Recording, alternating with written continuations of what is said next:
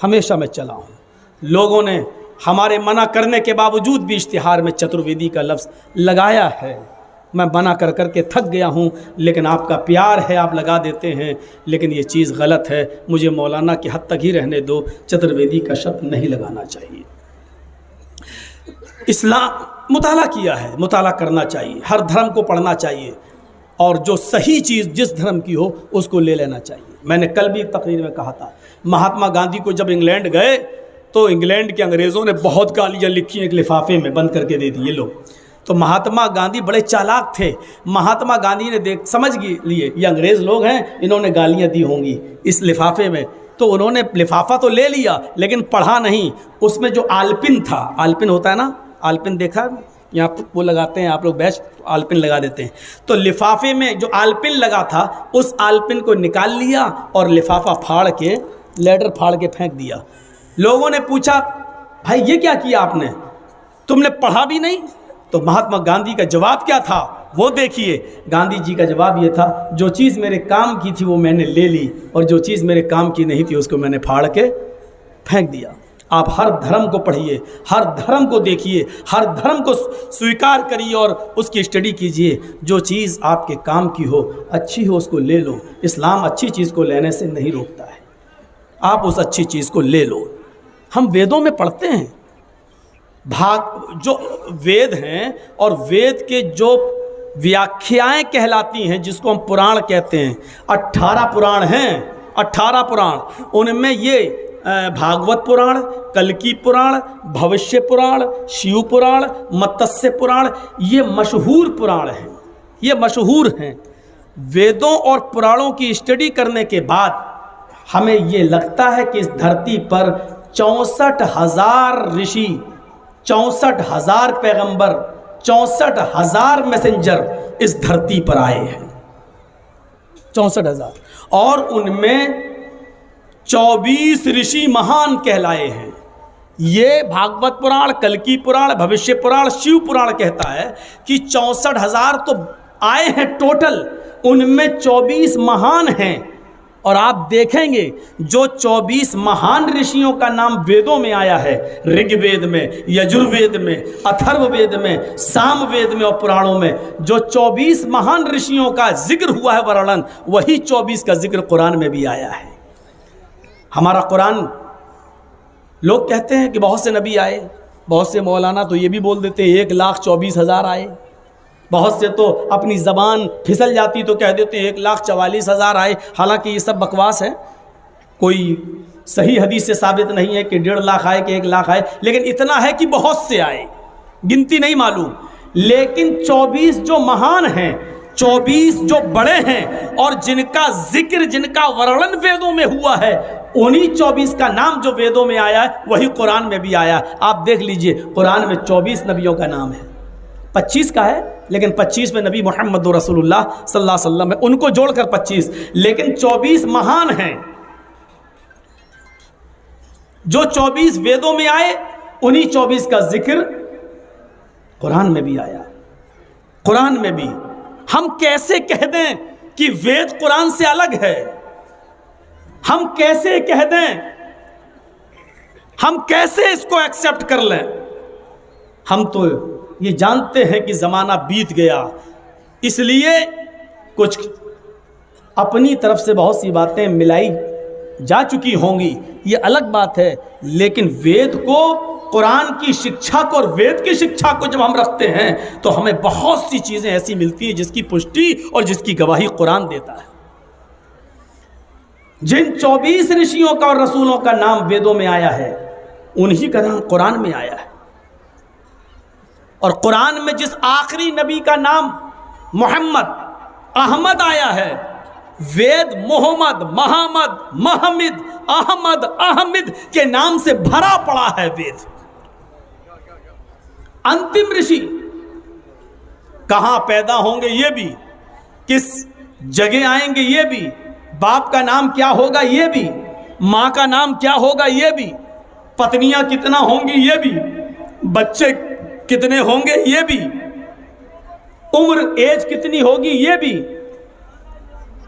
अपना वतन, अपना शहर कब छोड़ेंगे ये भी, कितने दिन तक जीवित रहेंगे, ये भी। एक एक चीज का जिक्र और एक एक चीज का वर्णन वेदों में हुआ है। हम कैसे कह दें कि वेद कुरान से अलग है? आप कुरान पढ़ेंगे, आपको क्या मिलेगा? सबसे पहले कुरान पढ़िए, खोलिए, क्या मिलेगा? बिस्मिल्लाहिर्रहमानिर्रहीम। इसके बाद क्या मिलेगा? अल्हम्दुलिल्लाहि रब्बिल आलमीन। इसके बाद क्या मिलेगा? अर्रहमानिर्रहीम। जब आप अथर्ववेद खोलेंगे और उसका 20वां कांड खोलेंगे, उसका सूक्त खोलेंगे और उसके मंत्र पढ़ेंगे, तो आप देखेंगे कि वेद को खोलते ही यही आयतें वेद में भी मिलेंगी। यहां बिस्मिल्लाहिर्रहमानिर्रहीम शुरू करता हूं अल्लाह के नाम से, और वहां जब वेद खोलेंगे तो क्या मिलेगा? अग्नि मीले। अग्रणी, अग्नि असल में क्या था? अग्रणी। मीले, प्रारंभ करता हूं उसके नाम से जो सबसे पहले था, जो सबसे पहले है। अग्नि मीले, ये काम मैं शुरू करता हूं, ये प्रारंभ करता हूं उसके नाम से जो सबसे पहले। तो सबसे पहले कौन है? इस कायनात के अंदर ही नहीं, पूरे विश्व में, पूरी दुनिया में सबसे पहले वजूद किसका? अल्लाह। और ये कहा ही नहीं जा सकता कि पहले नहीं था बाद में था, नहीं। ये नहीं कहा जा सकता जब से दुनिया बनी तब से वो, नहीं। ये कहा जाएगा कि उसके ऊपर कोई जमाना ऐसा गुजरा ही नहीं कि जिसमें वो नहीं था। हमेशा से था और हमेशा रहेगा। लिमिट और सीमा नहीं बांधी जा सकती है वो कब से था, नहीं। ये दुनिया नहीं थी तब भी वो था। अग्नि मीले, सबसे पहले कौन? अल्लाह। प्रारंभ करता हूं, आरंभ करता हूं उसके नाम से जो सबसे पहले। कुरान पढ़ेंगे, दूसरा मंत्र क्या पढ़ेंगे? महीदे। कुरान पढ़ेंगे, दूसरा मंत्र क्या पढ़ेंगे? दूसरी आयत, अल्हम्दुलिल्लाहि रब्बिल आलमीन। तमाम तारीफें उस अल्लाह के लिए जो दोनों जहान का पालन पोषण करने वाला है, जो दोनों जहान का रब्बुल आलमीन है। वेद आप पढ़ेंगे अथर्ववेद, तो उसका दूसरा मंत्र आपको मिलेगा, महिदेवस्य सवितु परिष्टुति। महान है हमारा वो देवता जिसके लिए सारी की सारी परिष्टुति, सारी की सारी प्रशंसा है। हम अलग कर ही नहीं सकते हैं। कुरान पढ़िए, तीसरा मंत्र क्या पढ़ेंगे? अर्रहमानिर्रहीम, वो बड़ा मेहरबान इंतहाई रहम करने वाला है। अथर्ववेद पढ़िए, तीसरा मंत्र आप क्या पढ़ेंगे? बसुरुदयमान, वो बड़ा दयालु है, बड़ा कृपालु है। उससे बड़ा कृपालु और उससे बड़ा दयावान कोई नहीं है। कुरान पढ़िए, आगे पढ़ेंगे मालिकी यौमिद्दीन, इय्याका नअबुदु व इय्याका नस्तईन। इसके बाद पढ़िए इहदीना सिरातल मुस्तकीम, ऐ अल्लाह हमको सीधे रास्ते पर चला। वेद पढ़ेंगे तो आपको वेद में, अथर्ववेद में मिलेगा, नए सुपथराय आसमान, सुंदर पथ रास्ता, राय चला आसमान जिससे हमारा लाभ हो। नए सुपथराय आसमान, हाय प्रभु हाय ईश्वर, हमको सुंदर रास्ते पर, सुंदर पथ रास्ता, हमको सुंदर पथ पर, हमको अच्छे रास्ते पर चला जिससे हमको फायदा हो। इहदिना सिरातल मुस्तकीम, ऐ अल्लाह हमको सिराते मुस्तकीम पर, सीधे रास्ते पर चला। ये दोनों चीजें अगर पढ़ लें, कुरान को भी एक तरफ रख लिया जाए और वेद को भी एक तरफ रख लिया जाए, और ये दोनों चीजें योगी और मोदी दोनों को बिठा के पढ़वाई जाए, पढ़ो। अब बताओ तुम्हें कुरान कैसा लग रहा है? तो यकीन मानिए पूरे भारत में एक आदमी इनको एक वोट नहीं देगा, क्योंकि समझ जाएगा कि इनकी चाल क्या है। वेद हमें कुरान से जोड़ रहा है, कुरान हमें वेद से जोड़ रहा है कि देखो किसी भी धर्म को बुरा मत कहो, और जो धर्म एक दूसरे से जोड़े वो कभी नफरत और कभी घृणा नहीं फैला सकता है। घृणा और नफरत तो ये फैला रहे हैं जो राम का नाम लेकर अफसोस इस बात का होता है, दुख इस बात का होता है कि ये राम का नाम लेकर हम एक दूसरे से लड़ाते हैं। तकलीफ की बात ये। तो 64,000 ऋषि और मुनि, 24 महान, कुरान में भी 25 नबियों का जिक्र, जिसमें 24 रसूल दूसरे और एक मोहम्मद रसूलुल्लाह। ये चीज़ हमें क्या बताती है? ये चीज़ हमसे कहती है, कौन कहता है हम तुम में जुदाई होगी, कौन कहता है हम तुम में जुदाई होगी, ये हवा तो किसी दुश्मन ने उड़ाई होगी। आइए और पढ़िए और देखिए। दिल चाहता है कि आज हम सिर्फ मंत्र ही मंत्र पढ़ें आज पूरी तकरीर में जब तक बैठता हूँ, और उन मंत्रों से आपको बताएं कि इस्लाम क्या है। एक चीज़ का थोड़ा सा अंतर है,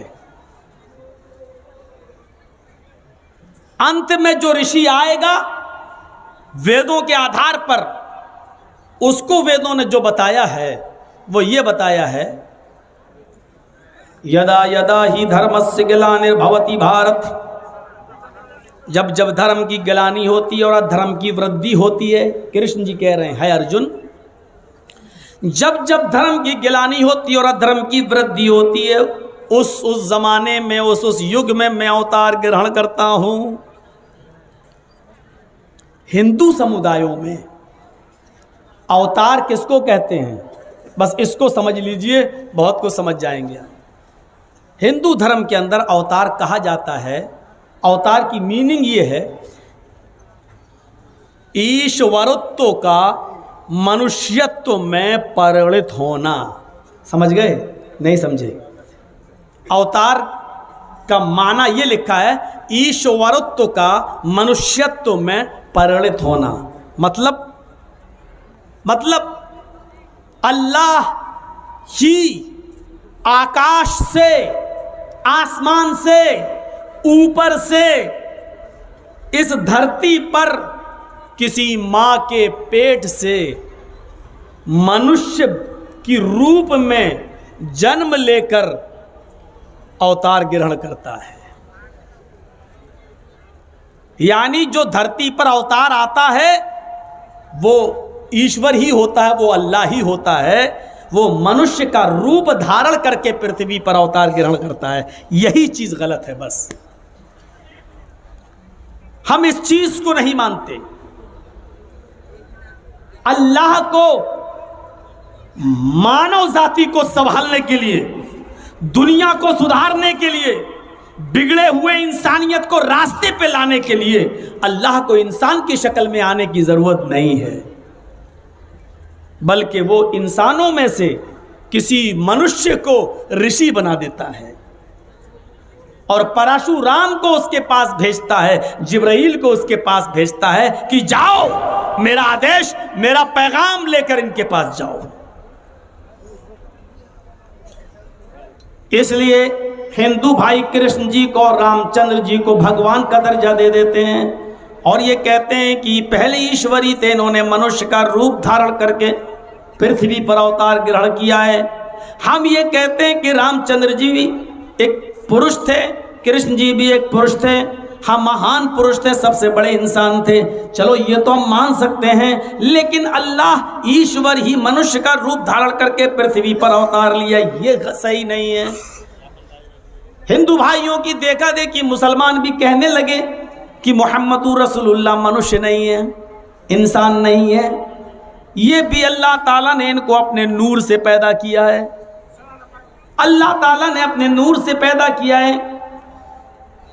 बल्कि हमारे बहुत से तो सूफिया लोग अपने अशार, अपनी कव्वालियों में यहां तक कह डाले, जो मुस्तवी अर्शता खुदा होकर, जो मुस्तवी अर्शता खुदा होकर मदीने में उतर पड़ा मुस्तफ़ा होकर, या मदीने में आ पड़ा मुस्तफ़ा होकर, यानी जो अर्श पे मुस्तवी था खुदा बनकर, जो अर्श पे खुदा था वो फर्श पर मोहम्मद बनकर आ गया, यानी अल्लाह ही ने मोहम्मद की शक्ल अख्तियार करके अरब के अंदर आ गया वो अल्लाह ही था। गुलू करने वालों ने इतना गुलू किया कि वही जो मुस्तवी अर्श था खुदा होकर मदीना में उतर पड़ा मुस्तफ़ा होकर। ऐसे लोगों से हम कह देना चाहते हैं कि आपका अकीदा गलत है, कुफरिया है और शिरकिया है। अल्लाह के नबी जनाब मोहम्मद रसूलुल्लाह न अल्लाह थे, ना अल्लाह ने उन्हें अपने नूर से पैदा किया था, बल्कि वो एक बशर थे, एक इंसान थे। और डंके की चोट पर यह ऐलान किया है, कुल इन्नमा अना बशरुम मिस्लुकुम, आए नबी कह दो कि मैं तुम्हारी तरह का एक बशर हूँ। आए मोहम्मद सल्लल्लाहु अलैहि वसल्लम कह दो कि मैं तुम्हारी तरह का एक इंसान हूँ। लास्ट में आखिर में भेजा, उस युग की दशा का चित्रण कर दिया, निशानदेही कर दी कि वो कब आएंगे, किस जमाने में आएंगे, कहाँ आएंगे, किस तारीख को पैदा होंगे। उस युग की दिशा का चित्रण कर दिया है वेदों ने, पुराणों ने। इत्थकलोगत प्राय जने